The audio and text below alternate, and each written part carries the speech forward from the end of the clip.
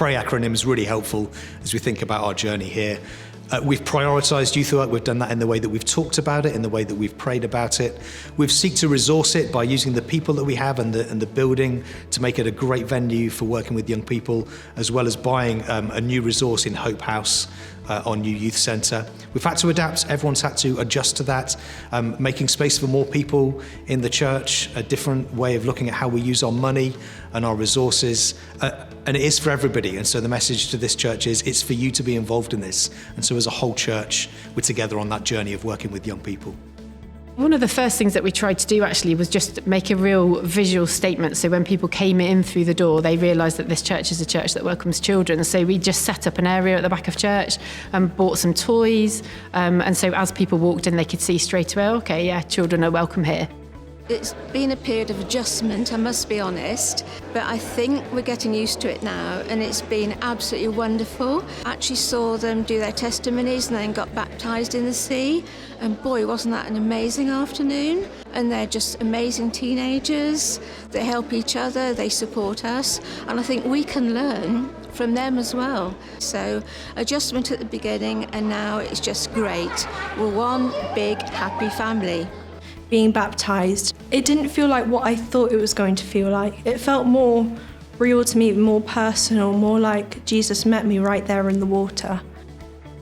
Mainly, we want to just help these young people develop and become part of their community, whether that's their community at home, whether that's their community at school, or whether that's the community here in church. And we want the young people who come to our place to feel secure and to feel that they can be themselves. Christ welcomed everyone, and that's what we want to do, and that's what our goal is really. We do lots of games. I love the songs that we do here. I like how we come in and we get to play a bit before we talk about things about the Bible and about God. But when I go to school, I've got like exams to do and stuff like that, and just knowing there's someone there that I can go to outside of school to talk to and to like spend time with, or just to pray in general. It's had such a big impact in like helping me grow in my relationship with God, but also just giving me like a community of Christians that I can turn to. It makes me feel more happy because I get to play and talk to other people my age.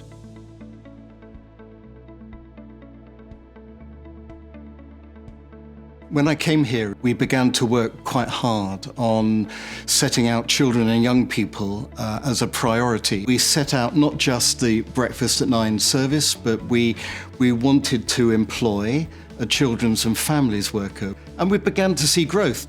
You know, families are beginning to come. They find the environment here at the Breakfast Church just superb.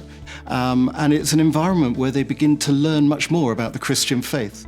So since joining St Aldham's, I've become a street pastor, I've been baptised, I feel in myself just amazing, a better wife, a better mum, better me.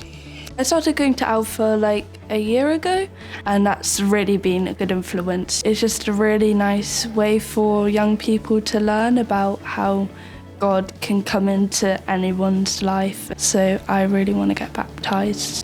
To see the wider church beginning to have a vision for how they can grow children's and young people's ministry.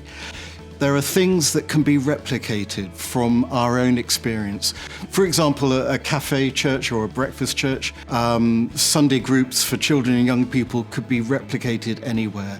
It is all about these key letters: prioritise, resource, adapt, and being you. I'd love to see that being spread abroad across the deanery here in Weymouth and Portland.